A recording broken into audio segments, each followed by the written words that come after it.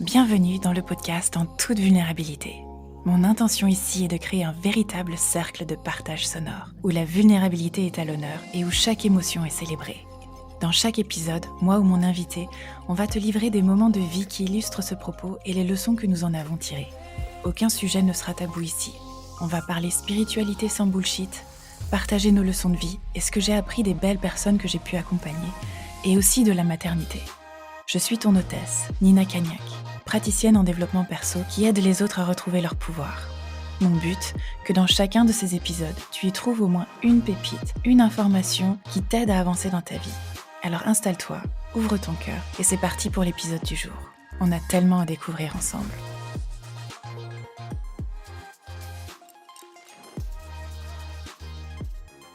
Salut Séverine, je suis contente de te recevoir sur ce podcast En toute vulnérabilité. Merci d'avoir accepté mon invitation parce que aujourd'hui on va parler d'un sujet qui est pas facile, je le sais, et pour toi et de manière générale. Donc vraiment, merci d'être venue je sais que tu vas être là en toute vulnérabilité et on va en parler vraiment à cœur ouvert de ce sujet. Mais la raison pour laquelle j'ai pensé à toi et je voulais t'inviter en premier sur ce podcast, c'est vraiment parce que quand on s'est rencontrés, d'abord c'était en ligne, mais quand on s'est rencontrés en vrai pour la première fois, c'était à une formation de Antonio Sangio.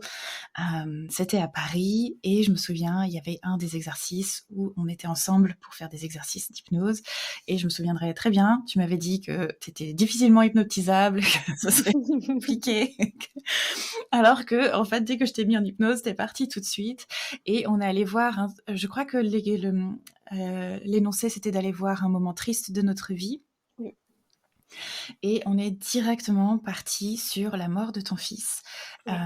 Et ça restera pour moi une des séances les plus émouvantes parce que même si c'était très court, parce que c'était dans le cadre d'un exercice, voilà, je me souviendrai toujours de ce qu'on a vu, ce qu'on est allé voir aussi, et on va en parler après. Mais je pense qu'à ce moment-là, je crois que c'est la première fois que j'ai compris qu'en même temps que le pire arrive dans notre vie, il arrive aussi le meilleur. Et que quand tu vois le meilleur, en fait, le pire s'annule quelque part. Et que, en fait, c'est hyper important de voir les deux choses pour avoir vraiment toute cette perspective et pour atteindre un certain niveau de résilience, on va dire. Donc, merci avec moi d'avoir partagé ce moment parce que voilà, je pense que ça restera une des hypnoses gravée dans ma mémoire. Et du coup, ma chère Séverine, si tu veux bien te présenter parce que tu es une collègue d'hypnose, tu fais beaucoup de choses, je te laisse le micro. Avec plaisir. Merci Nina pour cette invitation. Alors, je m'appelle Séverine Barbier. J'ai fondé l'hypnose transpersonnelle il y a quelques années maintenant. Ça passe vite et effectivement, on s'est connus au cours d'abord avec la formation de Dolores et vu en vrai ensuite effectivement avec la formation d'Antonio. Qu'est-ce que je fais? Moi, je dirais que si je devais me définir d'une manière générale, je dirais que je suis psychopraticienne en thérapie transpersonnelle, que j'utilise en l'occurrence, mais pas que, l'hypnose pour travailler du coup en thérapie transpersonnelle. Et comme je sais que souvent le mot transpersonnel est peu compris, eh bien ça va être tout ce qui va être au-delà du petit moi, c'est-à-dire tout ce qui est au-delà de Séverine, par exemple, là, aujourd'hui, actuellement. Et ça peut être du coup aussi bien des traumatismes de ma vie passée, dans ma biographie, mais ça peut être des traumatismes transgénérationnels dans la lignée d'un de mes deux parents, des traumatismes collectifs, quand il s'agit par exemple de guerre, d'exil, on peut reconnecter à ce genre de conscience collective, mais également des traumatismes de l'histoire de mon âme. Alors après, ça dépend des croyances de chacun, mais voilà, notre âme vit plusieurs vies et certaines peuvent être traumatisantes et nécessiter d'être vues, reconnues, entendues.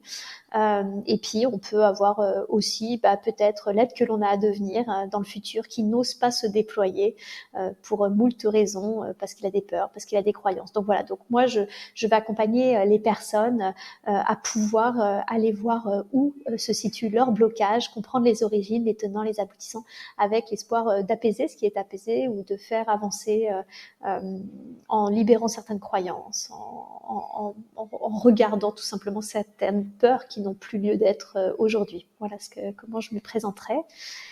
Et puis, ben oui, je suis aussi la maman de Melvin, qui est partie en 2010 à l'âge de 7 ans d'une tumeur du tronc cérébral. C'est clairement, même encore aujourd'hui, hein, je pense la pire expérience que j'ai pu vivre dans ma vie. Dans ma vie de maman, ça c'est sûr, mais dans ma vie d'une manière générale, même s'il y avait eu d'autres choses de vécu un peu difficiles auparavant, ça, je crois pas avoir vécu pire. Je dirais pas que ça s'annule. Je dirais pas que quand on en comprend le sens ou qu'il y a des choses qui s'expérimentent par la suite, ça s'annule. Parce que l'être que j'étais et qui a souffert est toujours... c'est vraiment des blessures faciles à réactiver, j'ai envie de dire. C'est quelque chose qui guérit jamais vraiment. Cependant, les compréhensions et ce qui est vécu des fois même pendant, dans l'instant de la maladie peut être tellement puissant, tellement intense, qu'il y a quelque chose qui s'ajoute, j'ai envie de dire, à cela et qui fait que ça devient au début digérable et puis après euh, lumineux. Voilà, on passe de l'ombre ensuite à la lumière. Voilà comment je le dirais. Ah, génial, merci. Oui, de toute façon, il n'y a que toi qui peux en parler encore mieux que moi. Oui, alors, on va vraiment s'intéresser à ce chapitre-là de ta vie parce que je Bien sais que sûr. tu as une vie passionnante, il s'est passé plein de choses. Ouais, aujourd'hui, je voulais vraiment parler de ça parce que je connais plusieurs personnes qui ont perdu des enfants et à chaque fois, comme tu dis, c'est la pire expérience qu'on peut faire dans notre vie. Maintenant que j'ai une fille, si elle mourait, clairement, je sais que ce serait la pire expérience. Euh, et il y a des choses qui sont similaires, je pense, et je pense aussi que comme on n'en parle pas assez, les gens qui vivent ça se sentent hyper isolés dans ce gros trauma. Et voilà, et il y a plusieurs points que je vais aborder avec toi pendant notre conversation. Mais je pense que peut-être qu'on va commencer par justement cette hypnose qu'on a fait ensemble. Si tu veux bien raconter ce que toi tu as vu dans cette hypnose, parce que moi je peux donner mon point de vue, mais je pense que le tien sera beaucoup plus intéressant. Bien sûr, bien sûr. Euh, alors, et sans rentrer dans le pathos, mais ça m'oblige un petit peu à ça, à revenir en fait sur ce qui avait été perçu au début dans un état de réalité ordinaire et ce qui a été ensuite perçu du coup dans un état de conscience élargie. Dans la réalité ordinaire, on est revenu au jour de la mort de mon fils, donc après 11 mois de maladie du fait de cette tumeur. On est à l'hôpital à ce moment-là et je prends, enfin Melvin meurt dans nos bras, donc dans les bras de son papa et des miens, parce on l'a tous les deux entre nous en fait. Et je quitte la chambre et je vois les infirmiers, j'imagine, ou les brancardiers, je ne sais pas trop, mais je les vois mettre un drap blanc sur mon fils en fait. Et je suis à ce moment-là, je crois que le mot c'est anéanti, même en reparlant, je sens encore ce trou dans le cœur où je vois cette scène et je réalise que c'est fini en fait. J'ai conscience que c'est terminé. Et du coup, je tombe à genoux en fait en hurlant c'est mon fils parce que je crois qu'à ce moment-là, je sais pas en fait tout simplement comment je ne sais vraiment pas comment je crois que je vais remonter la pente en fait. Voilà. Donc ça, c'est ce qui se passe dans cette réalité ordinaire au jour de la mort de mon fils. Et pendant cette hypnose, quand il nous est demandé de revenir à un souvenir triste, ouais, spontanément, c'est ce souvenir qui émerge. Sauf que là, vu que je suis sous hypnose, je me vois, la scène reste complètement identique, sauf qu'au moment où en fait le drap est posé, je vois mon fils, mais qui n'est plus vraiment mon fils. C'est un être. Je ressens plus que je ne vois d'ailleurs, parce que je ne suis pas très visuelle, mais c'est un mix entre les deux un peu. Mais je sens la présence de mon fils et je sens la présence de deux êtres de lumière qui vraiment sont l'un à côté de l'autre en fait, hein, ils l'entourent en fait, ils l'encadrent, voilà, et qui, je le sais, je ne sais pas qui ils sont, mais je sais que ces êtres de lumière sont venus le chercher en fait. Et je sens qu'il y a quelque chose où mon fils, c'est comme s'il se retourne, il me regarde et il s'en va suivre ces êtres de lumière, en fait. Je sens qu'il s'en va immédiatement, en réalité, quoi. Ce qui n'est pas toujours le cas. Je sais que des fois, les êtres restent un peu et tout, mais là, je sens qu'il est vraiment, on vient le chercher et il part directement. Et ça a été vraiment quelque chose d'assez fort et d'assez apaisant pour moi parce que même si à l'époque j'en étais déjà plus là, c'est vrai que tout de suite après la mort de mon fils, il y a forcément, moi j'étais pas du tout dans le milieu spirituel, je croyais en rien de tout ça d'ailleurs, je m'étais pas vraiment interrogée sur tout ça.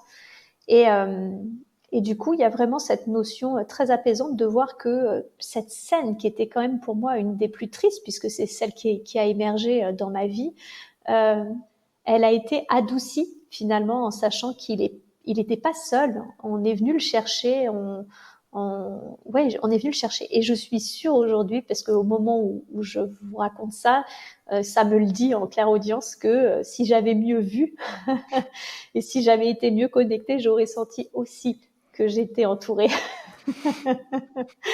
Donc, vous voyez, ça vient encore, c'est ça, ça marche toujours par oignon et on en apprend de plus en plus. Et du coup, il y a vraiment cette notion où on n'est jamais seul en réalité, même dans nos pires moments, quoi. Ouais, ouais. Je me souviens plus du tout si on avait eu le temps de te faire passer un message, s'il avait eu le temps de te parler. Je crois pas, j'ai pas le souvenir en tout cas, je me rappelle plus, mais j'ai plus le souvenir. Ouais, moi non plus. Moi non plus. Mais ouais, merci beaucoup de partager ça parce que ouais, je pense que il y a plein de choses qu'on peut revisiter de notre vie. En ouvrant le troisième œil, on va voir des choses qu'on ne verrait pas d'habitude Oui. et qui pourtant sont tellement importantes. Et ça montre aussi que, ouais, il y a, comme tu dis, on est beaucoup plus accompagné qu'on ne le pense. Oui. Est-ce que c'est OK pour toi si on revient sur le moment aussi où tu as appris sa maladie, où il a été diagnostiqué? Comment ça s'est passé pour toi? Comment tu as vécu la maladie? Parce que je sais qu'il y a eu d'autres enseignements pour toi aussi à ce moment-là. Oui, oui, oui. Je vais lier toujours parce que finalement l'histoire ça reste de la forme et ce qui est intéressant c'est de le voir comment cette forme qu'elle a pris dans cette incarnation qu'on appelle Séverine se lie finalement à une sorte de début de quête spirituelle parce que c'est bien de ça dont il est question, c'est finalement comment le départ de mon fils chéri a fait de moi une femme spirituelle. Ce qui est drôle déjà, c'est que j'ai eu mon fils extrêmement jeune, à 20 ans, et j'ai toujours dit, sa naissance a fait de moi une femme, et sa mort a fait de moi une femme spirituelle. Et vraiment, je crois que c'était l'objectif de cet être, de cette âme incarnée. C'était dans cette vie-là, j'ai presque envie de dire, de me révéler à moi-même en réalité, parce que c'est vraiment ce qu'il y a eu de bout à bout. Comment je l'ai appris par Zoom à ce moment-là. Moi, je suis à Lyon. Je viens tout juste de quitter Amiens, où il habite avec son papa, parce que j'ai décidé de reprendre mes études. Et ça fait même pas 3 mois que j'ai quitté Amiens, du coup, où ils habitent, pour vivre à Lyon. Et Melvin, c'est un enfant adorable. D'ailleurs, c'est un enfant tellement gentil que je n'arrête pas de répéter à son père, je ne sais pas comment il va survivre à ce monde, tellement il est gentil. Mais maintenant, je comprends mieux pourquoi, en fait. Mais Wow. c'est un enfant qui est déjà exceptionnel, très généreux, un peu leader, ça c'est clair, mais d'une gentillesse et enfin, toujours à protéger plus petit que soi, etc. Et je me dis, waouh, enfin, je prends des leçons, quoi. Déjà, juste avec sa personnalité, sa générosité, je prends littéralement des leçons à l'observer vivre, en fait. Donc ça, déjà, en termes de personnalité, il y avait quelque chose. Et puis, je suis du coup à Lyon et son papa me dit, alors Melvin lui est ravi, il vient enfin de perdre sa première dent, comme il a 7 ans, il se trouve un peu en retard. Donc lui est ravi, mais son père, je le sens bizarre derrière. Et comme je suis très intuitive, je lui demande ce qui se passe et il me dit, je sais pas, il regarde bizarrement, il penche un peu la tête.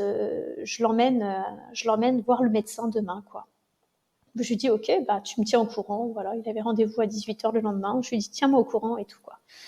Et puis, en fait, quand il m'appelle, il m'appelle pas d'ailleurs. Et du coup, je m'inquiète et j'arrête pas d'essayer de les appeler, etc. Et puis là, il me dit, écoute, je sais pas, il y a un truc qui va pas. Le médecin, quand il l'a vu, il m'a dit d'aller à l'hôpital tout de suite.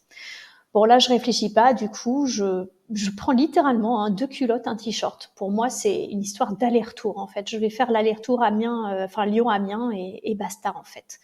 Mais je prends le train de nuit et j'arrive à minuit à Amiens, à l'hôpital, du coup.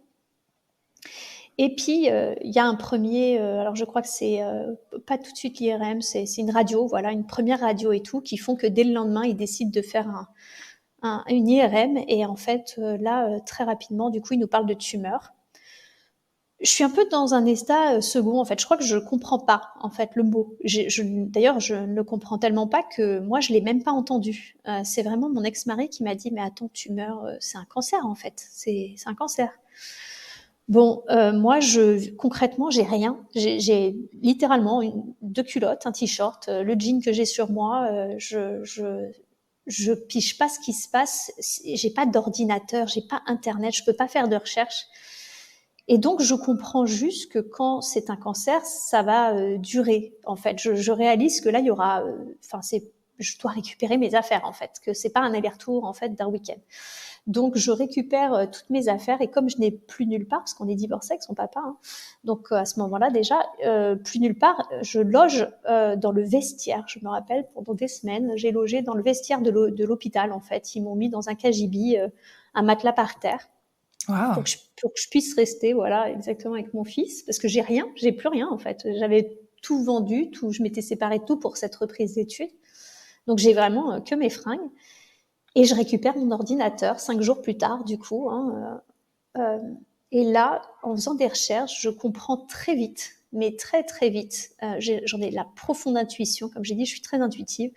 J'ai la profonde intuition que il y a plein de cancers, il y a plein de tumeurs en fait. En réalité, il y en a plein, sauf qu'il y en a des plus ou moins graves. Et j'ai l'intuition que celle de Melvin, c'est la plus grave en fait. C'est aussi simple que ça. Et du coup, dès le lendemain, après avoir récupéré et fait des recherches toute la nuit, je demande à parler au médecin.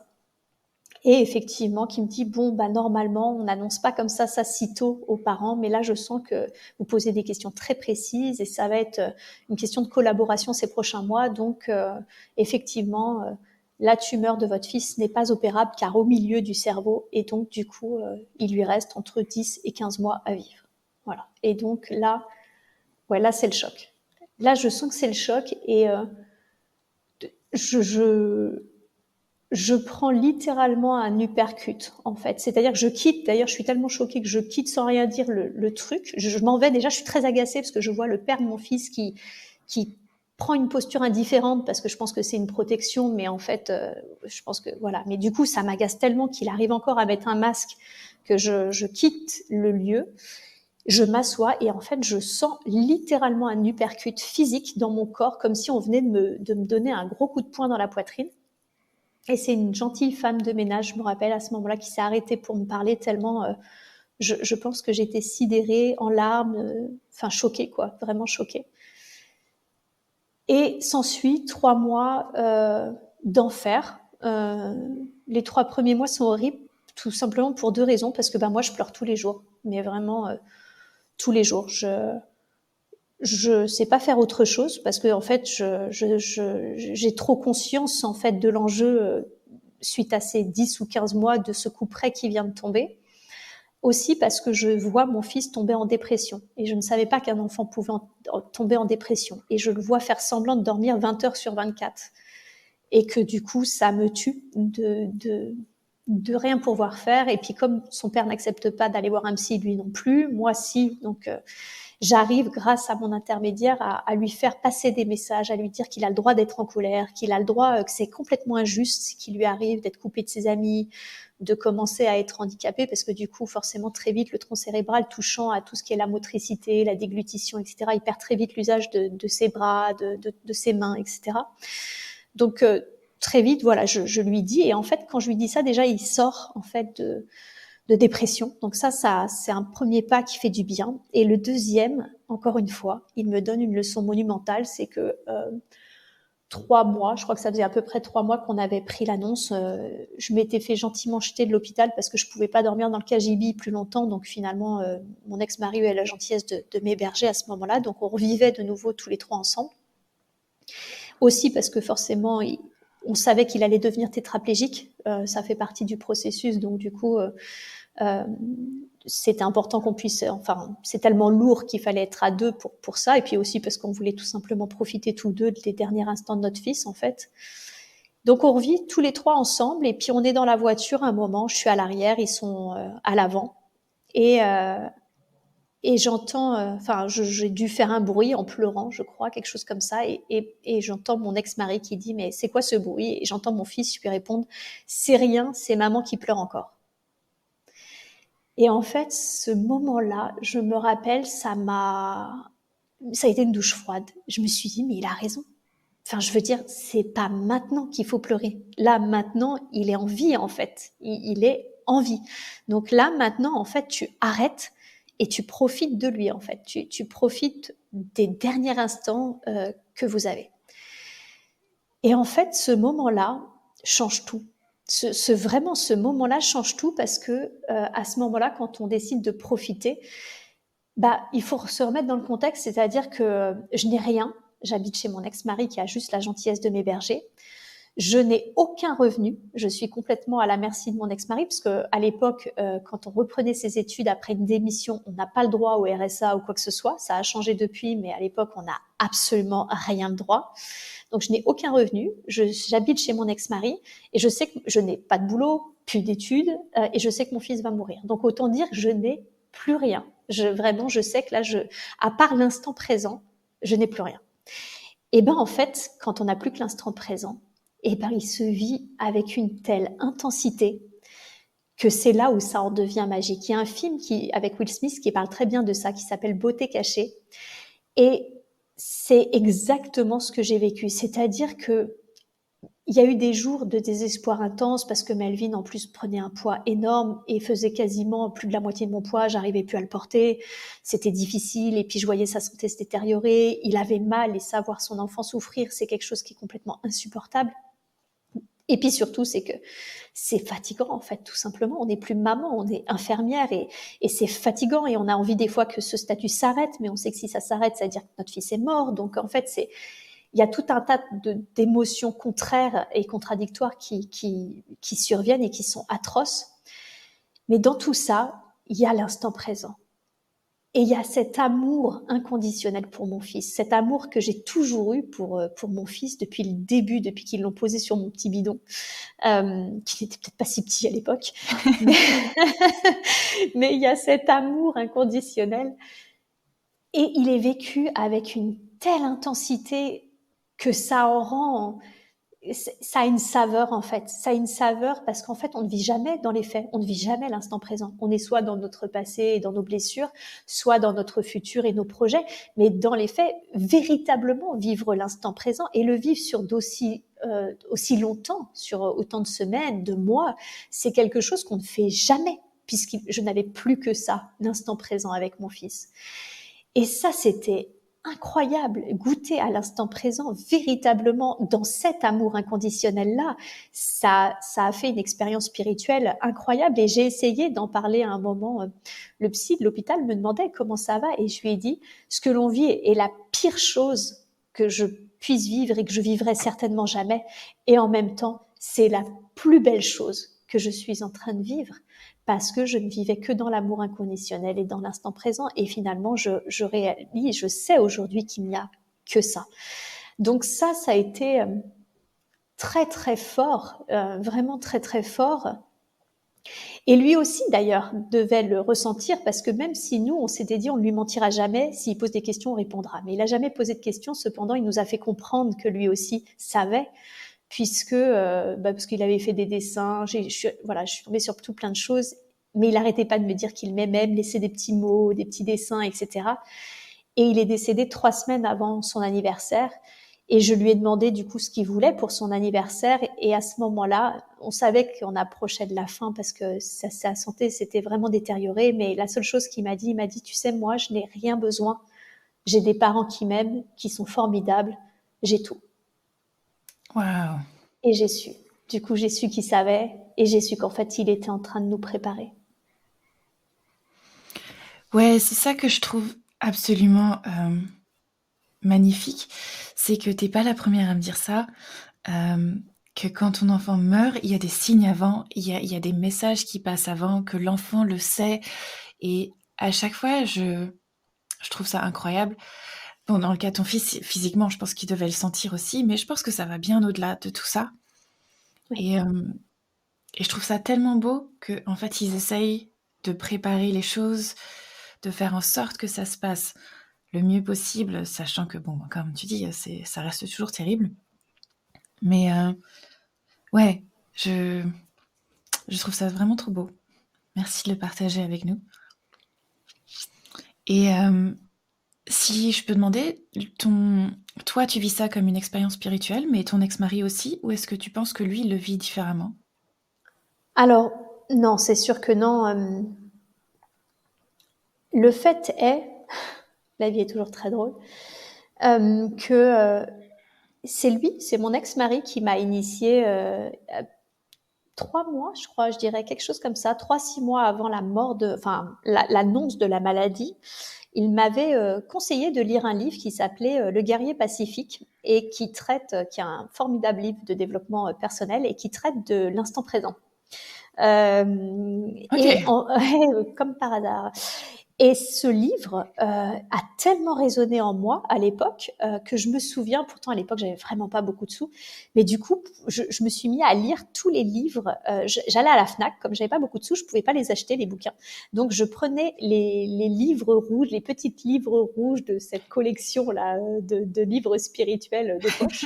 Je m'asseyais par terre et je lisais pendant des heures à la Fnac cette collection de petits livres parce que c'est comme si suite à ce livre il y avait une espèce de boulimie d'envie d'en savoir plus sur qui j'étais, sur l'aspect développement personnel, spirituel. Ça avait vraiment été éveillé les prémices, on va dire, d'une pseudo-spiritualité, parce que moi, j'en avais aucune, mais alors vraiment aucune, dans le sens où je me souviens, ayant une enfance un peu difficile, j'avais demandé à ma maman à 10 ans quel est le sens de la vie, parce que je me disais, pour souffrir autant, c'est pas possible, il doit y avoir un sens. Et je me souviens très clairement qu'elle m'avait répondu aucun.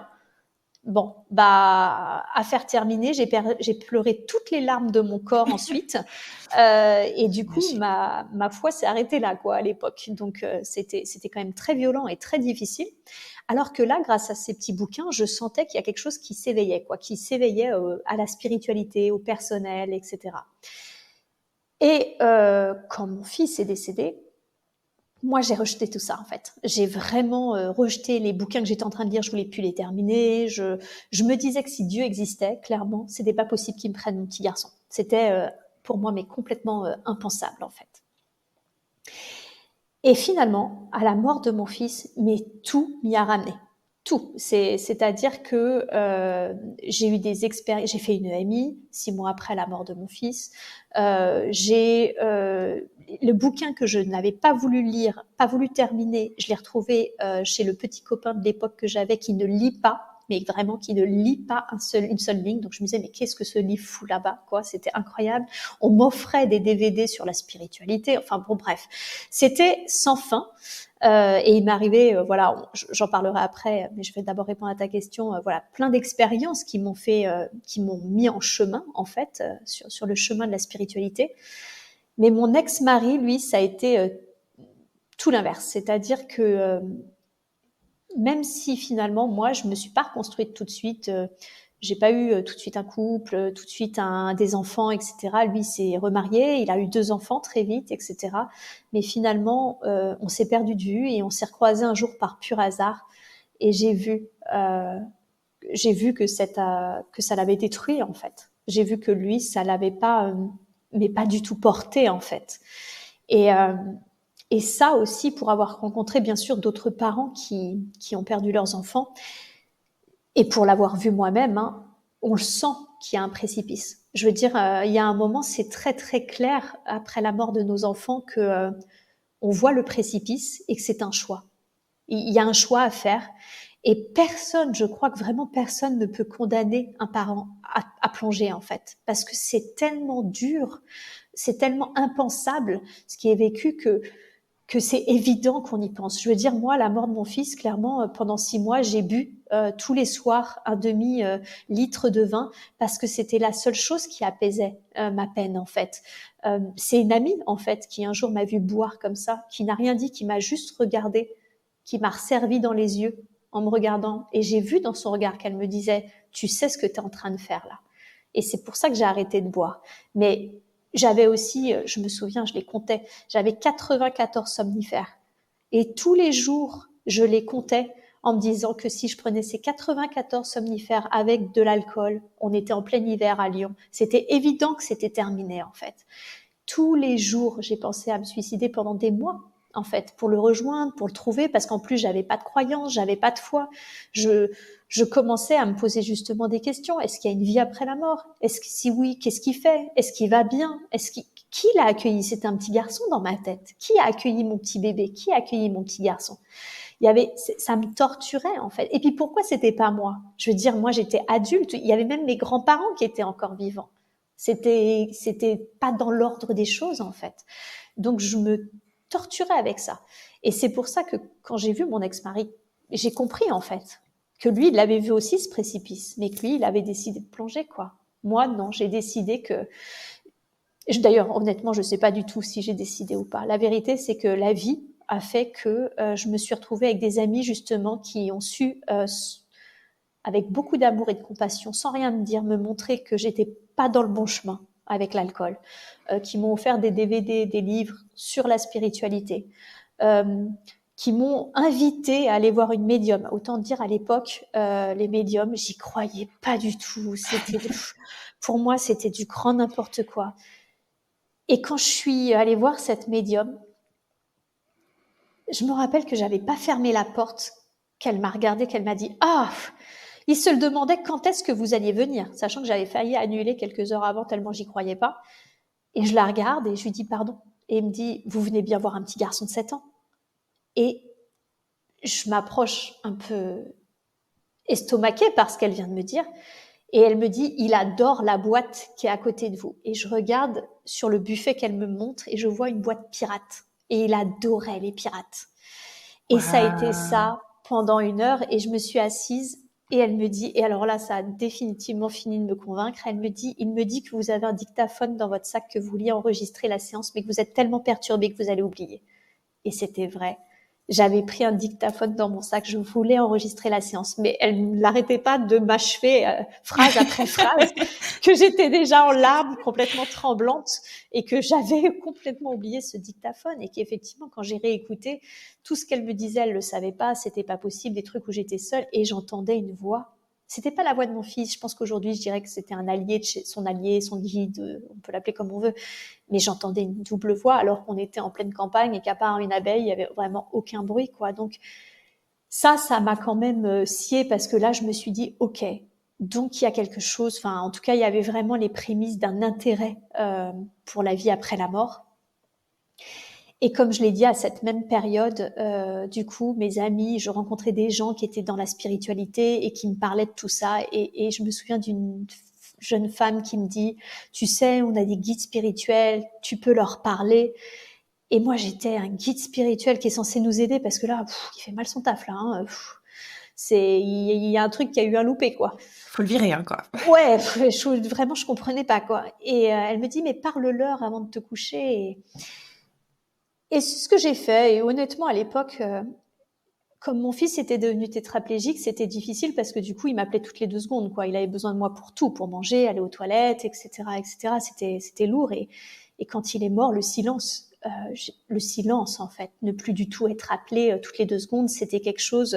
J'ai cru que j'allais devenir folle. Et comme j'avais arrêté mes études parce qu'il était tombé malade, en fait, j'ai rappelé mon école en disant 8 jours après, en disant est-ce que vous pouvez me reprendre? Et tout de suite, ils m'ont dit oui, bien sûr, parce qu'ils connaissaient ma situation. Et j'ai repris mes études, du coup, 8 jours après, juste pour avoir l'esprit occupé, en fait. Et je disais rien à personne, je me rappelle, juste j'allais en cours, en fait. Et je disais rien, je parlais pas. Et je me souviens que j'avais des questions, il fallait un stage de fin d'année à l'étranger. Je savais pas trop quoi faire de moi-même, pour être honnête. Hein. Moi, je faisais juste ça pour pas devenir folle. Et là, à ce moment-là, elle me dit « Parle à ton guide spirituel avant de te coucher ». Et comme je suis quand même dans une période de vie où je suis très fatiguée, je fais des siestes. Et je me couche en demandant certainement où est-ce que je dois aller, en Afrique ou au Brésil, pour mon stage, etc. Bon, ils m'ont pas répondu à cette question. Cependant, ils se sont montrés dans le sens où, en fait, quand je me suis réveillée, Je ne me suis pas réveillée dans mon corps, ou pas tout à fait, dans le sens où ma conscience était dédoublée. Une partie était, je pouvais concentrer une partie de ma conscience dans ce fameux tunnel dont tout le monde parle en réalité. Moi, j'étais dedans, mais je le vois comme je te vois, comme je vois la réalité. Il était aussi réel que ça. Et j'étais pas vraiment Séverine, j'étais une conscience, une observation. Voilà, j'étais une conscience qui observait, une conscience pure, sans émotionnel, sans état humain, on va dire. Et du coup, il n'y avait pas d'attente, pas de peur, pas de volonté. Ce qui fait que comme ce n'était que l'observation pure, par exemple, j'observais qu'il y avait cette fameuse lumière tout au bout du tunnel, mais j'avais pas la volonté de marcher vers cette lumière. J'entendais qu'il y avait des éclairs, et quand j'ai porté ma conscience sur quelle est l'origine du bruit de l'orage que j'entendais, je me suis aperçue que c'était le tunnel en lui-même qui était composé d'arcs électriques, et je pouvais voir les arcs électriques du coup qui composaient ce tunnel. Donc de fait, en fait, j'étais vraiment purement dans l'observation de ce tunnel, et une autre partie de ma conscience pouvait être concentrée dans mon corps physique qui lui vibrait, pas il tremblait, il vibrait littéralement. Et voilà, j'ai fait ça 2-3 fois, tunnel, conscience corps, conscience tunnel, conscience corps, sans volonté, sans peur, sans rien. Et après, ça s'est arrêté. Et quand ça s'est arrêté, là, je suis revenue dans la personnalité. Et à ce moment-là, j'ai su. J'ai vraiment. En fait, ce qui est apparu à ce moment-là, après cette EMI, c'est du coup une EMI sans accident. C'est rare, mais ça arrive. J'en ai entendu parler des années après, parce que j'avais l'impression d'être assez un cas isolé. Et en fait, j'ai réalisé tout simplement que j'avais la foi. C'est aussi simple que ça. Je pourrais pas dire ce qui s'est passé dans ce tunnel, mais en tout cas d'un point de vue énergétique ou subtil, il s'est passé des choses, c'est sûr, puisque j'avais une foi profonde sur le fait que la vie après la mort, ce qu'on appelait la mort, en réalité n'était qu'un passage, que la vie continuait d'exister au-delà, et qu'en gros, pour mon fils, il allait falloir que je sois très patiente, qu'on finirait par se revoir, mais que là, c'était comme si je l'avais envoyé dans une colonie où on se reverrait dans très, très, très, très, très longtemps, quoi. Voilà, c'est vraiment ce qui s'est passé à partir de ce moment-là. Et je pense qu'à partir de ce moment-là, débutait vraiment la quête, ce que j'ai appelé la quête spirituelle, d'essayer de comprendre, d'abord par la religion, que j'ai trouvé un peu trop dogmatique, donc du coup, qui s'est transformée ensuite en spiritualité. Et quête qui, pour moi, a pris fin avec les thérapies psychédéliques, puisque j'ai connecté au soi, à l'expérience du soi, à ce qu'on appelle l'éveil. Et là, j'ai compris qu'en réalité, il n'y avait pas d'éveil, il y avait un réveil, puisqu'en fait, on était tous des éveillés qui dormaient debout, quoi. Ah, merci beaucoup de partager ça avec nous. Et effectivement, je ne savais pas non plus qu'on pouvait faire des EMI sans accident, donc j'en apprends aussi. Mais comme quoi, on en apprend tous les jours. Et je trouve ça fou aussi que du coup tu l'aies fait plusieurs fois, parce que c'est comme si on insistait pour te montrer des choses. Parce que tu vois, en général, quand ça arrive une fois, c'est que t'as eu toutes les infos d'un coup, et en général, quand on répète comme ça, c'est qu'il y a... Ouais, il faut vraiment que ce soit imprégné, quoi. C'est ça. Et c'était très bizarre. C'était dans le même laps du temps, hein. Ça, je ne saurais même pas d'ailleurs donner une temporalité à cette expérience, mais il y avait vraiment ce basculement de la conscience, conscience tunnel, conscience corps, conscience tunnel. Ça a fait ça bien 2-3 fois jusqu'à ce que je revienne. Et c'était comme si vraiment ça me montrait que j'avais toujours mon corps, il vibrait, et que pendant qu'il vibrait, boum, il y avait cette autre partie de la conscience qui pouvait s'axer sur autre chose. Je pense qu'aujourd'hui, j'appellerais ça une sorte de... Honnêtement, pour moi, c'est une sorte de sas, en fait. Les EMI, pour moi, c'est un sas entre deux mondes, entre... Oui, je crois que c'est un sas énergétique entre le monde entre le monde subtil et notre monde à nous, en fait. Et ce que je trouve aussi intéressant dans ce que tu partages, parce que pour avoir vécu une fausse couche très tôt dans ma grossesse, donc je me suis rendu compte déjà à quel point on pouvait pleurer un être que je n'ai même pas rencontré. Oui. Donc, quand tu as vécu 7 ans avec, j'imagine même pas, ça doit être fois 10 sans ce que moi j'ai vécu. Mais je me souviendrai toujours aussi que pour moi, cette expérience m'a montré aussi le pouvoir du deuil. Et quand je dis le pouvoir du deuil, c'est que quand tu te laisses aller dans cette tristesse et que tu te laisses vraiment aller au fond de ce trou, moi je trouve en tout cas mon expérience à moi a été de trouver au fond de ce trou un sentiment de grâce et d'humilité. Oui. Et je saurais pas comment le décrire autrement, mais il y a un côté où c'est plus grand que soi, tu contrôles plus rien. Euh, et, euh, et comme tu dis, il a ce sentiment d'injustice, etc. Et pourquoi ça m'arrive à moi et tout ça. Et ce côté humble de, en fait, ça arrive à tout le monde. Enfin, ça pourrait arriver à n'importe qui. Et il y avait... ouais, moi, j'ai vraiment ressenti une espèce de... Je sais vraiment pas comment dire autrement, cet état de grâce et d'humilité au fond du trou, quoi. Je pense que ça peut être une autre voie d'éveil possible, parce qu'en fait, au final, aujourd'hui, comme je fais, comme ce qui m'a quand même aussi beaucoup aidé dans la vie, c'est toutes mes expériences spirituelles, mais aussi beaucoup les thérapies psychédéliques. Au cours de l'une d'elles, sous MDMA, je me souviens avoir connecté mon fils et qui m'a dit, une des premières choses qu'il m'a dites, c'est Séverine, on se l'est rendu 1000 fois. On se l'est rendu 1000 fois. Et j'ai compris, sous-entendu, pour se réveiller, en fait. J'ai vraiment compris que c'était pour se mettre en action. Et au cours d'une autre médecine, au cours d'une autre cérémonie avec les médecines, qui était cette fois-ci avec des champignons, j'ai eu cet état élargi de conscience d'unité, ce fameux je suis un, je suis tout. Et en fait, j'ai réalisé que je m'étais choisi, puisque nous sommes un, je m'étais choisi cette épreuve exactement pour arriver à cet état d'unité, en fait, pour arriver à reconnecter qui nous sommes vraiment, c'est-à-dire un, nous sommes cette conscience en toute chose. Et du coup, il y avait une notion de waouh, j'ai réalisé le cadeau que je m'étais fait en réalité. Je suis, nous sommes la vie qui se fait des cadeaux à elle-même pour se rappeler à elle-même, pour se rappeler qui elle est fondamentalement, c'est-à-dire l'amour en fait, l'amour, la lumière.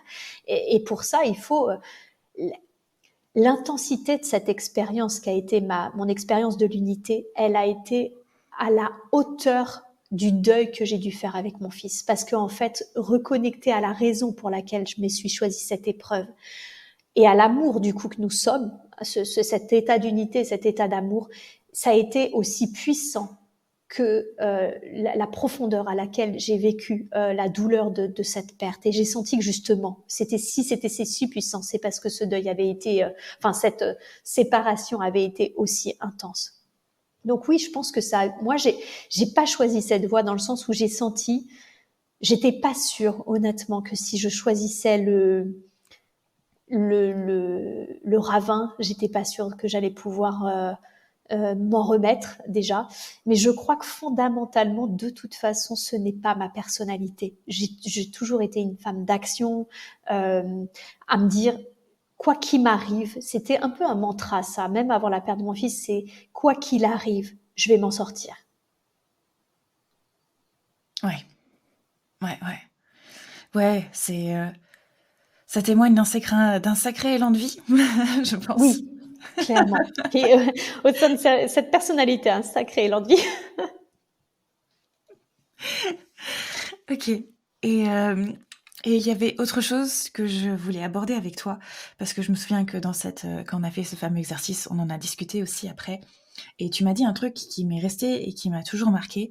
Tu m'avais dit qu'après avoir perdu un fils, un des moments qui a été très fort pour toi, ça a été la première fois que tu as pu rire après.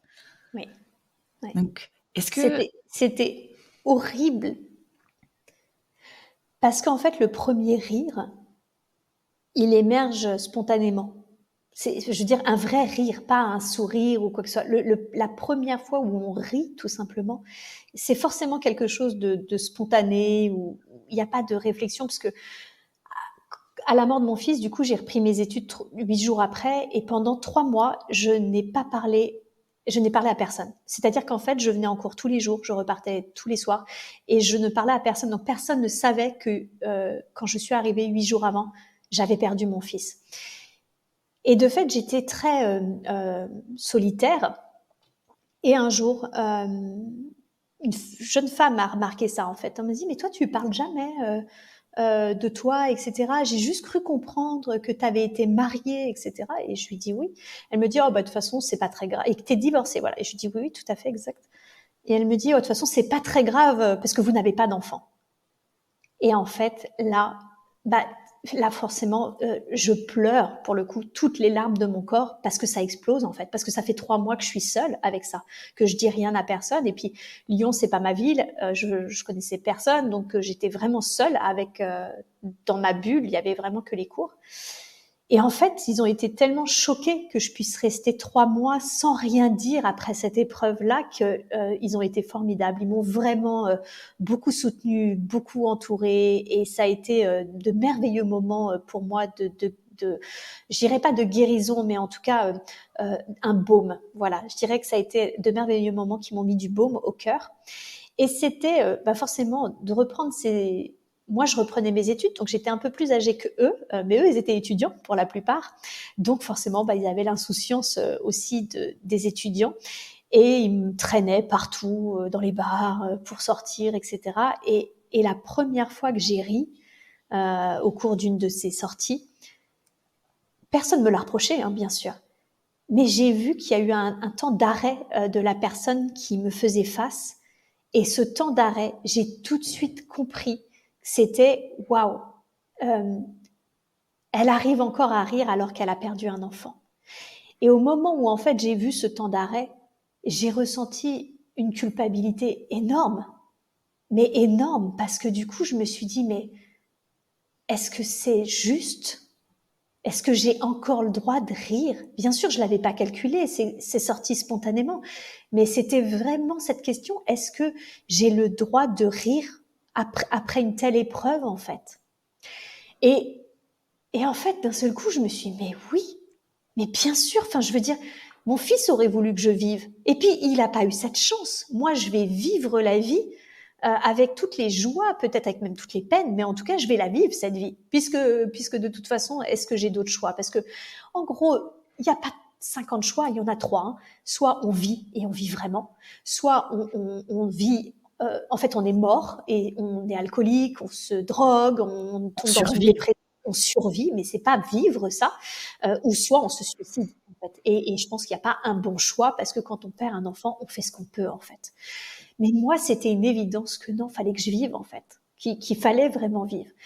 Mais c'est vrai qu'à chaque fois que j'avais ces élans de vie et qui passaient à travers le rire au début, je sentais que ça interpellait vraiment. Et le nombre de fois où dans ma vie, je suis quelqu'un de plutôt joyeuse en fait. Et c'est vrai que le fait aussi, déjà d'une manière générale dans ma personnalité, mais en plus le fait d'avoir compris tant de choses aussi au niveau de nos âmes avec mon fils, parce que je sais qu'aujourd'hui, vous voyez, moi je suis praticienne en hypnose transpersonnelle sur Terre, mais lui je sais qu'il m'aide sur les plans célestes. Et c'est un peu comme si on était la team céleste et la team terrestre en fait. Et je sens qu'on travaille ensemble tous les deux. Mais au-delà, il y a au niveau de l'âme ce qui se passe, mais il y a le niveau de l'unité aussi où ça tient même plus cette histoire qu'on se raconte, puisque je suis celle qui a perdu un enfant, mais je suis l'enfant qui a été perdu, je suis la souffrance, je suis la joie retrouvée, je suis la compréhension, donc je suis tout ça aussi. Donc, de fait de ces intenses compréhensions spirituelles, c'est ok pour moi. Maintenant, j'assume pleinement et complètement. En fait, il y a même plus de question. Mais cependant, le nombre de fois où on m'a demandé, mais comment tu as fait? Et d'ailleurs, la plupart des gens oublient très souvent ce que j'ai pu vivre parce que justement, c'est dans mon quotidien, ça ne se ressent pas. Ça, c'est pas vécu comme un trouble. Si j'y repense ou à des dates clés de sa mort ou de son anniversaire ou de Noël, il y a des périodes qui sont encore un peu délicates, qui peuvent être encore un peu délicates, mais d'année en année et surtout de compréhension spirituelle, en expérience spirituelle, c'est apaisé, ça s'apaise beaucoup. Mais très souvent, on m'a dit, waouh, je ne sais pas comment tu fais pour être qui tu es aujourd'hui. Et en même temps, je leur dis, je suis qui je suis aujourd'hui parce que j'ai vécu ça. Et j'ai une question qui me vient là pendant que tu parles. Est-ce que tu lui en as voulu à la personne d'avoir mis ce temps d'arrêt après que tu aies rigolé? Tu vois, parce que ça t'a donné le temps de ressentir cette culpabilité. Est-ce que tu lui en as voulu? Parce que j'imagine que tu lui en veux plus de toute façon si c'est le cas. Mais, mais est-ce que tu as eu un moment où tu aurais aimé qu'elle réagisse autrement? Comment est-ce que tu aurais aimé que ce premier rire soit accueilli en fait? Ou est-ce qu'au final c'était ça dont tu avais besoin? Bah, en fait, tout est juste, donc je pense que c'est clairement de ça que j'avais besoin, mais de toute façon, je ne lui en ai même jamais voulu parce que sa réaction a été tellement spontanée, heu, que je pense même pas qu'elle aurait pu faire autrement, en fait. C'était même plus une question de délicatesse ou pas, elle a été juste sidérée par mon rire et j'ai vu surtout qu'il y avait pas de jugement, en fait, derrière. Il y avait pas cette notion de: «Mon Dieu, mais comment elle peut se permettre de rire après avoir perdu?»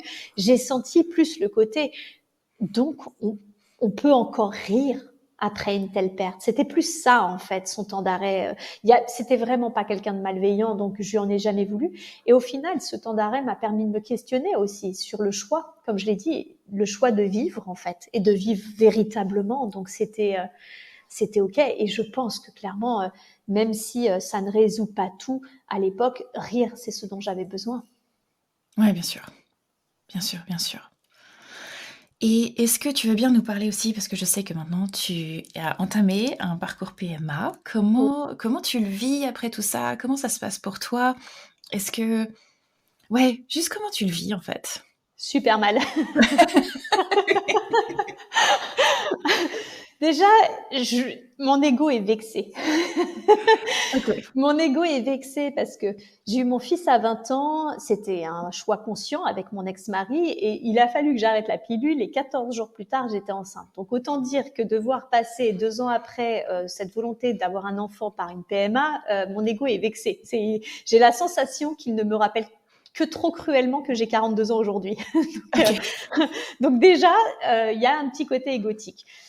Plus sérieusement, difficile tout simplement parce que je sens que la maternité est chez moi un processus réellement d'éveil, en fait, quel qu'il soit, que ce soit mon fils ou que ce soit finalement peut-être un autre enfant.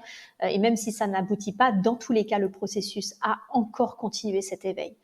Pourquoi? Parce que je vis deux choses qui sont aux antipodes. J'ai fait mon fils à 20 ans, je n'avais aucune conscience en tant que femme.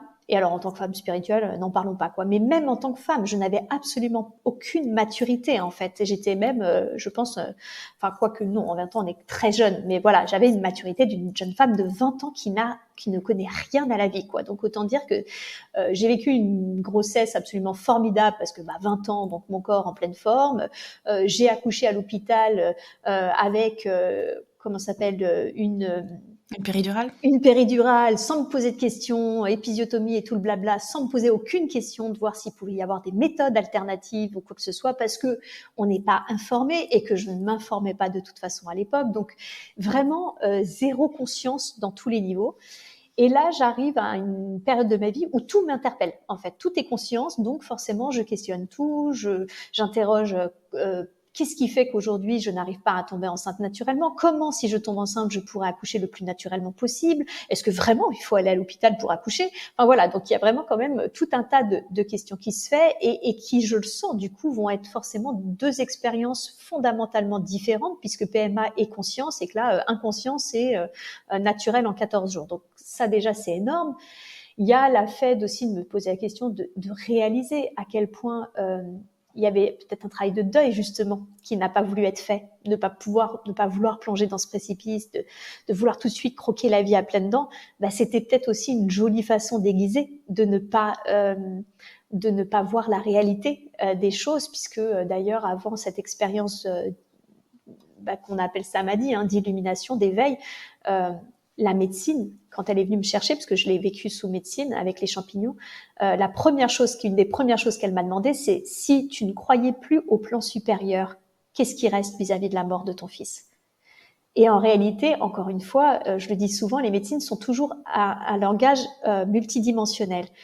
Et le premier langage qui m'est venu, c'est d'une manière très terrestre, qu'est-ce qui reste si je crois plus au plan supérieur? Il reste une maman en deuil, en fait.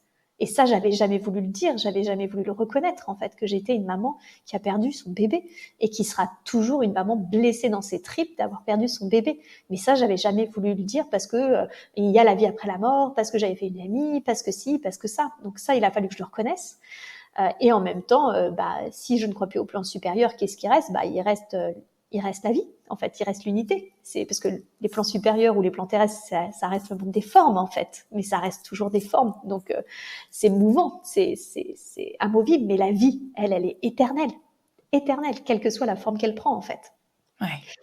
Donc ça, forcément, je me suis, dès l'instant que j'ai compris au bout de là 1 an et demi que ça allait pas venir parce que du coup j'ai fait une fausse couche, ça arrivait pas de nouveau. Moi aussi j'ai beaucoup pleuré en me disant c'est pas possible, j'ai perdu un enfant, voilà, faut que je fasse une fausse couche, c'est quand même rude quoi.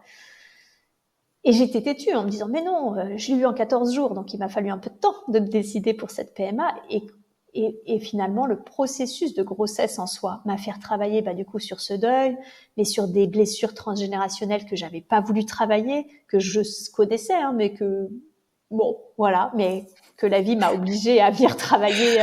On sait bien mettre les choses sur le tapis quand il y en a besoin. Voilà, exactement. Là, bien maintenant, ces 2 dernières années, du coup, m'a reconnectée également au lien filial, à l'amour inconditionnel avec ma maman, chose que je ne pensais pas qu'il y avait entre nous, du fait de certaines difficultés vécues dans l'enfance.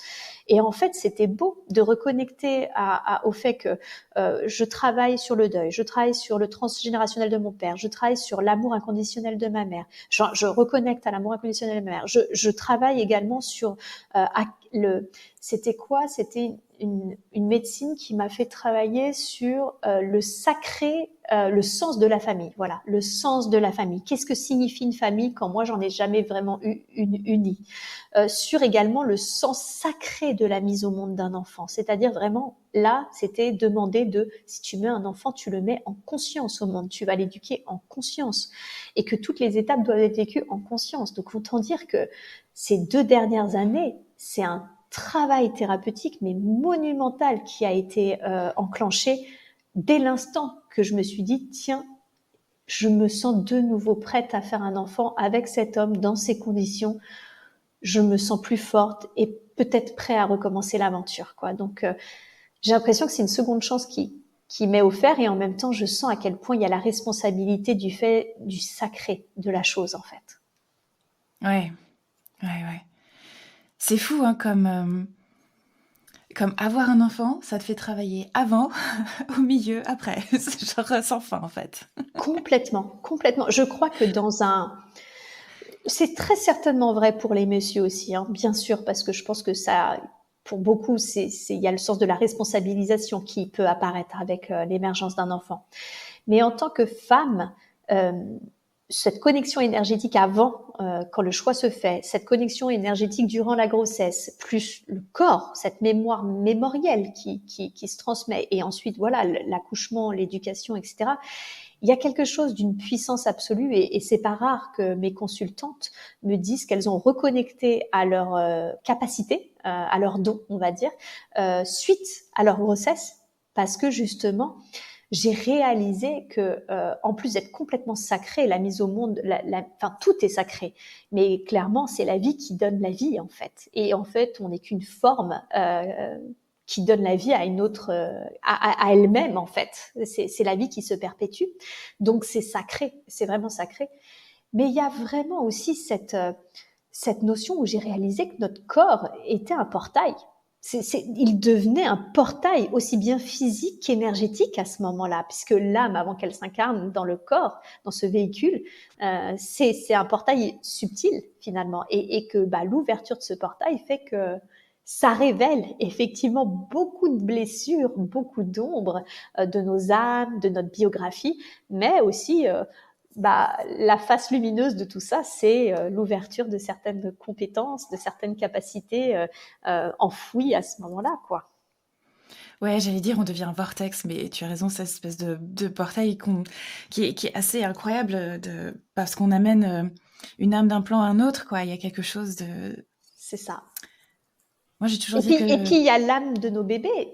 Je veux dire, pardon, excuse-moi, mais l'énergie de l'âme du bébé que l'on porte, c'est toujours l'âme, et l'âme qui vient est toujours plus évoluée que nos enfants sont nos maîtres en réalité. Donc forcément, on porte aussi leur énergie qui est plus consciente, leurs âmes qui sont plus expérimentées, plus conscientes. Donc de fait, on porte aussi ces nouveaux codes, ces nouvelles croyances qui sont plus lumineuses, plus légères.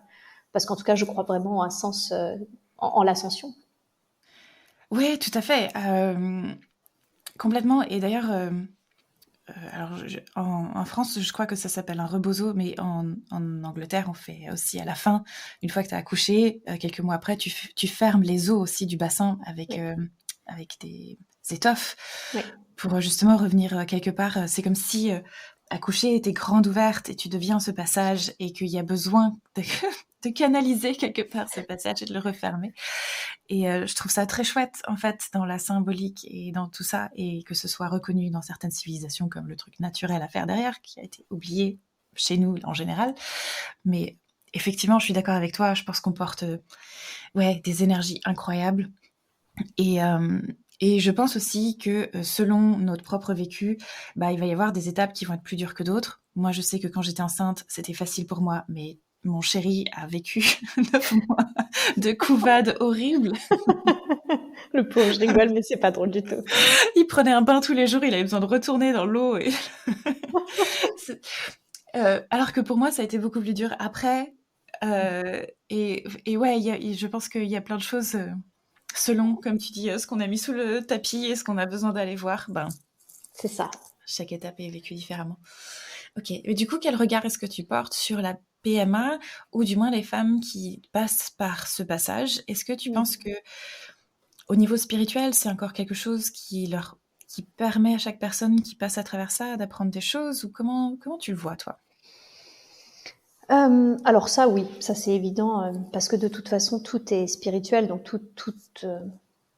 en fait, la vie n'est qu'une succession de moments spirituels, et donc enseignante par nature, puisque chaque chose qui est vécue, quand c'est vécu dans la douceur, c'est que très certainement c'est compris, et quand c'est vécu d'une façon difficile, c'est qu'il reste des choses sous le tapis, voire qui n'ont jamais été mises en lumière, et qui est important. Donc ça, c'est évident que c'est profondément un processus spirituel, et vaut mieux le voir ainsi, parce que je suis d'une humeur très joyeuse, et surtout très linéaire habituellement. Et là, j'avoue que j'ai été quand même gravement chamboulée avec les hormones. Je pleurais tout, moi qui pleure jamais, je pleurais tous les jours. J'étais hyper énervée, donc très tendue avec mon chéri, ce qui est pas cool. Enfin, je veux dire, quand on est en plein processus pour avoir un bébé, on n'est pas en mode putain, j'ai fait la pire connerie de ma vie, j'arrête tout, je veux plus d'enfants, je vends la maison et je me casse en van, quoi. C'est vraiment l'idée était un petit peu là quand même, tellement je sentais que j'étais haute à cause de mes taux d'hormones. Donc ça, c'est pas cool. On n'a pas envie de vivre ça à un moment, des moments de tension, alors qu'on est censé justement accueillir la vie en conscience. D'autant plus que clairement, j'avais la sensation qu'il fallait que j'accueille tout ça en conscience. Donc c'était clairement une épreuve hautement spirituelle, ça c'est évident. Et j'ai plongé droit dans mon personnage, jusqu'à ce que une amie me sorte la nez du guidon, et que je réalise qu'il fallait prendre ça avec justement beaucoup plus de recul, beaucoup plus de conscience, et que ça allait beaucoup mieux. Et effectivement, maintenant que c'est fait, ça va beaucoup mieux. Cependant, il y a aussi quand même, je pense, un facteur social, moi qui m'a beaucoup marqué quand je suis arrivée là-bas. Je m'attendais, c'est bête, mais à voir que des gens à peu près de mon âge, une quarantaine d'années, qui voulaient des enfants sur le tard, avec quelques exceptions d'infertilité. Or, la majorité des gens que je rencontrais étaient jeunes, très jeunes. Et là, du coup, je me suis dit, ok, il y a quand même quelque chose dans l'air, dans l'eau, dans ce qu'on mange qui va pas, en fait, parce que c'est pas normal que de si jeunes gens, et d'une manière conséquente, en fait, c'est pas quelques-uns, c'est vraiment la majorité des personnes qui étaient là sont jeunes. Et je me dis, mais il y a un problème de fertilité de toute façon. Donc ça montre bien que là, au niveau de l'environnement, il y a une sonnette d'alarme qui est attirée, parce que ça me fait rire quand j'entends le gouvernement qui nous parle de réarmement démographique, et que je vois que la PMA n'est remboursée que jusqu'à 43 ans, alors que c'est beaucoup plus tard dans les autres pays, qu'il n'y a rien de mis en place pour les papas et les mamans pour qu'ils s'arrêtent, aucun revenu, aucun temps, et que du coup, ça mettrait gravement le couple en danger et la famille en danger si quelqu'un s'arrêtait, qu'il n'y a pas de crèche, qu'il n'y a pas de... Enfin bref, qu'il n'y a absolument rien, mais qu'on nous dit c'est important parce qu'il y a trop de personnes qui ne font pas d'enfants. Oui, Moi, clairement, dans mes consultations, il y a plein de gens qui ne veulent plus d'enfants parce qu'ils ont peur de demain, parce que ce n'est pas rassurant, parce que ce qu'ils entendent à la télé les fait flipper, parce que l'environnement, parce que aussi, je vois bien que c'est tout ou rien. On a une légion de jeunes gens très lumineux, très conscients, et une légion de jeunes gens complètement inconscients sur des tablettes à vouloir devenir influenceurs.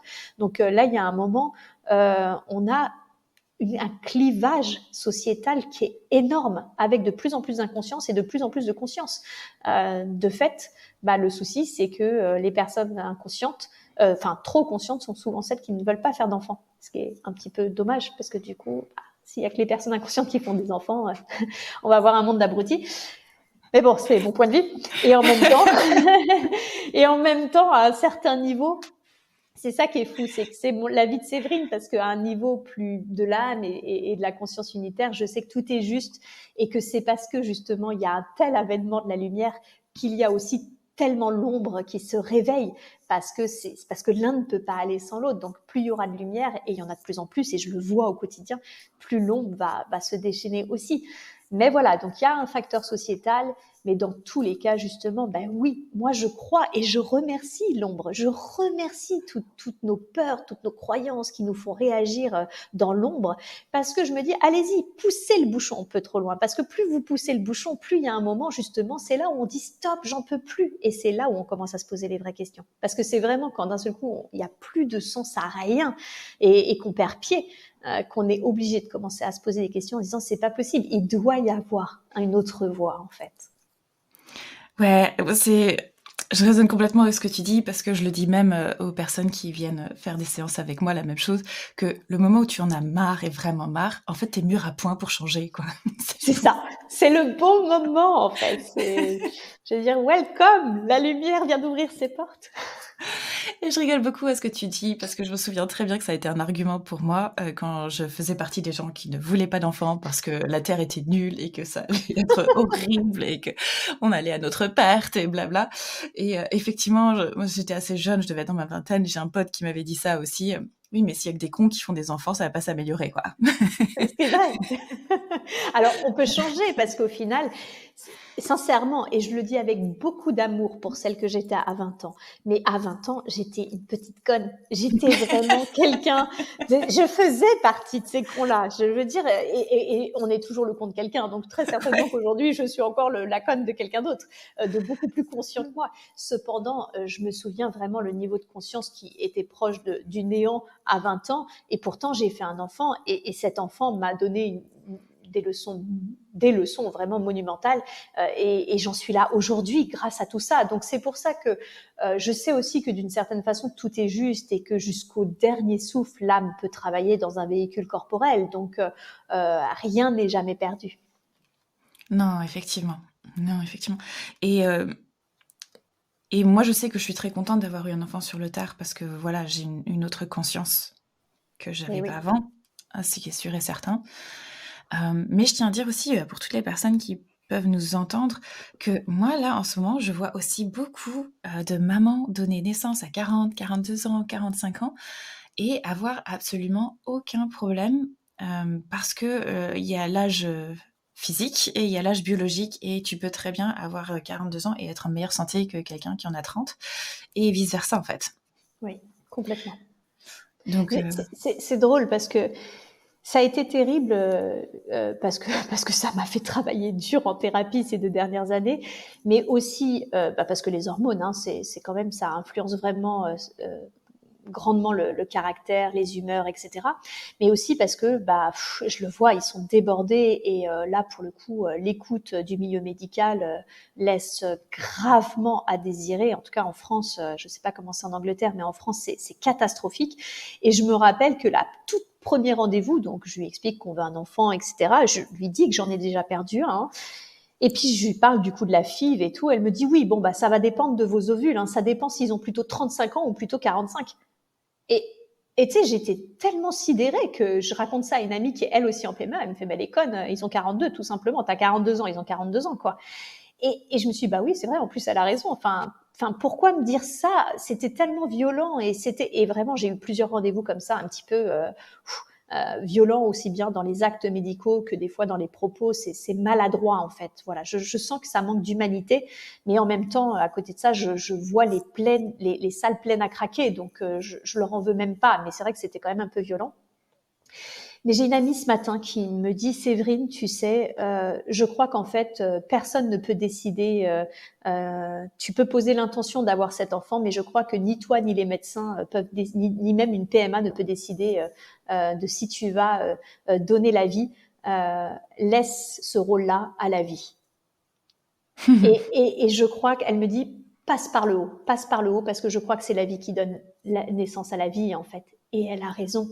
Je veux dire, on a tous entendu une histoire où d'un seul coup, la femme a eu enfin un enfant à 45, à 47, etc., qui était inattendu, espéré depuis tant d'être. Et je pense qu'en fait, ce n'est pas à nous d'en décider. Je crois à nous, j'entends le petit moi en fait. Je crois fondamentalement, puisque justement je sais que je ne suis pas ce petit moi, que je sais que ce que nous sommes est la vie elle-même en réalité. Bah du coup, si je pose l'intention, c'est que je sais que ça va se réaliser. Et si ça ne se réalise pas, comme je sais que la vie est amour, c'est que je sais de toute façon que c'était pour le mieux, pour moi, pour cet enfant ou pour ce monde en fait. Oui, tout à fait. Tout à fait. Merci beaucoup pour ce moment passé ensemble. Avec plaisir. Merci beaucoup d'avoir ouvert ce chapitre en toute vulnérabilité avec nous sur ce podcast. J'ai hâte de voir comment il va être accueilli parce que je pense que ça va faire du bien à beaucoup de personnes. J'espère. Et ouais, merci pour tout ce que tu as partagé. Et s'il y a un dernier conseil que tu as envie de passer, est-ce qu'il y a peut-être une ressource dans tout ce que tu as pu lire ou que tu as pu vivre qui t'a aidé à ce moment-là aussi à traverser ce deuil? Non, pour le coup, j'ai pas de ressources clés parce qu'en fait, il y a pas de baguette magique. Il y a aucune lecture qui apaisera quoi que ce soit. Enfin, si je dois en donner une, mais c'est quand même pas une baguette magique, c'est Âme courageuse de Robert Schwartz. Ou Suis ton âme, c'est les 2 livres. Ou Suis ton âme, elle connaît le chemin de Virginie Bobet. C'est les 2 livres qui permettent de comprendre les choix de l'âme, même ceux qui semblent complètement incompréhensibles. Donc ça, éventuellement, ça pourrait être des ressources. Mais je crois vraiment que je me souviens qu'une femme m'avait dit le temps, t'as de la chance, tu es jeune, comme si ça allait m'aider en fait. Et sur le coup, je l'ai détesté de me dire un truc pareil, comme si le fait d'être jeune, du coup, fait que j'allais moins souffrir. En fait, je pense que, et elle avait raison, c'est pas le fait que j'allais moins, c'était très maladroit en fait. Je pense que c'est pas le fait qu'on souffre moins, c'est que le temps fait vraiment son œuvre en fait. C'est quelque chose quand on est au cœur du chaos, quand on est dans le désespoir le plus fou, on l'oublie. On oublie l'impermanence des choses. Et dans ce cas-là, la seule chose que j'aurais envie de dire, c'est déjà, qu'importe vos réactions, à ce moment-là, vous faites ce que vous pouvez. Donc en fait, on s'en fout du regard des autres. Si vous n'avez pas envie de sortir, vous avez envie d'envoyer chier quelqu'un, bah juste sortez pas, envoyez chier les gens. Enfin, faites ce qui vous semble le plus juste pour vous à ce moment-là, parce que vraiment, on fait ce qu'on peut. On est tellement en mode survie, il nous reste tellement peu d'énergie, on a tellement mal que c'est il faut se voir un peu comme un animal blessé, quoi. Oui, des fois, on a peut-être un peu besoin d'être dans notre tanière en mode ours, mais si c'est ce dont on a besoin à ce moment-là, bah, c'est complètement ok, quoi. Donc ça, c'est vraiment écouter votre cœur, ce que vous avez besoin, pleurer toutes les larmes de votre corps. Tout ça, c'est complètement ok. Et en même temps, n'oubliez pas l'impermanence des choses. Il y a un moment, ça va changer. Il y a un moment. Pas vous retrouverez votre enfant, c'est clair et net, mais peut-être que vous le retrouverez sous une forme différente, dans des versions plus subtiles, avec des connexions plus subtiles avec lui. Et puis peut-être que votre vie aussi va changer, peut-être même que votre vision de la vie, de la mort va changer.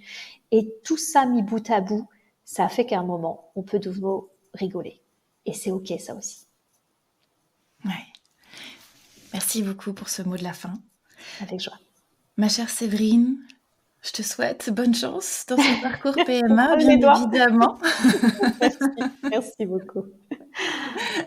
Et ouais, j'espère que tout va se passer de la manière juste et pour le mieux pour toi possible. Merci, merci beaucoup. Merci pour ce temps passé ensemble et je te souhaite une bonne continuation. Merci d'avoir partagé ce moment avec moi dans En toute vulnérabilité. J'espère que cet épisode t'a inspiré ou au moins fait passer un bon moment. Si tu as aimé cet épisode, n'hésite pas à le montrer en laissant un commentaire ou quelques étoiles à paillettes. Cela aidera d'autres personnes à le trouver.